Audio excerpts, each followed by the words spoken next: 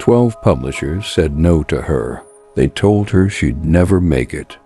But she refused to stop believing, and what she created next changed the entire world.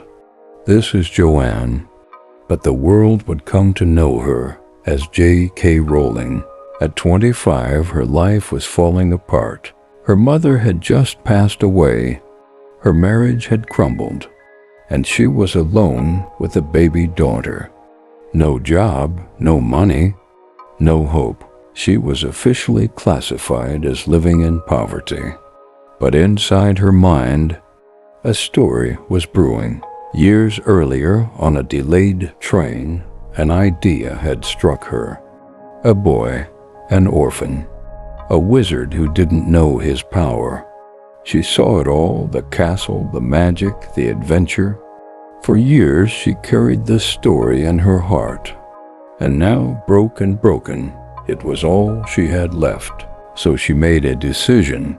Every day she would walk to a small café. She'd order one coffee and write for hours, because it was warmer than her apartment, and because that story was the only thing keeping her alive. She poured her pain into every page. She wrote about loss, about loneliness, about feeling invisible, but also about magic, about friendship, about finding where you belong. After years of work, the manuscript was finally complete.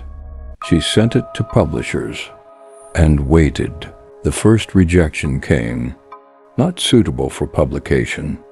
Then another, and another.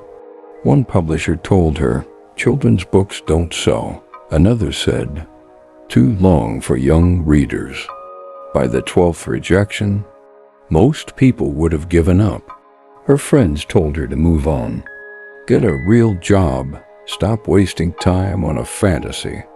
But something inside her wouldn't let go. Then, a miracle. A small publishing house called Bloomsbury agreed to read it. But they had one condition. The editor's 8-year-old daughter had to approve it first. They gave the girl the first chapter. An hour later, she came downstairs and said, Dad, this is so much better than anything else. That little girl saved Harry Potter. Bloomsbury offered her a contract. The advance? £1,500. Barely enough to survive. But it was a yes. Finally, someone believed.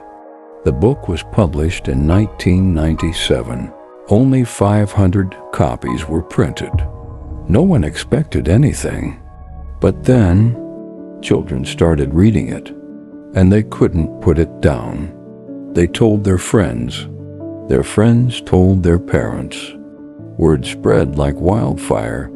Within months, it became a bestseller, then a global sensation, then a cultural revolution. The woman who was rejected 12 times became the first author in history to earn $1 billion.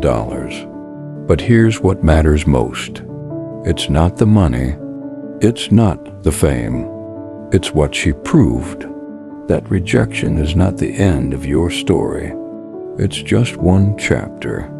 She proved that when everyone says no, you only need one yes. She proved that your darkest moment can become your greatest beginning. And she proved that magic isn't just in the pages. It's in the courage to keep believing when no one else does. J.K. Rowling once said, "Rock bottom became the solid foundation on which I rebuilt my life." Your rejection is not your reality. Your struggle is not your story. Your dream is still alive, and it only takes one person to believe in it. And it's you. If you've ever been rejected, comment "not yet," because your yes is coming. Subscribe if you believe that your story isn't over. And share this with someone who needs to hear it today, because the world is waiting for what only you can create. Don't let rejection write your ending.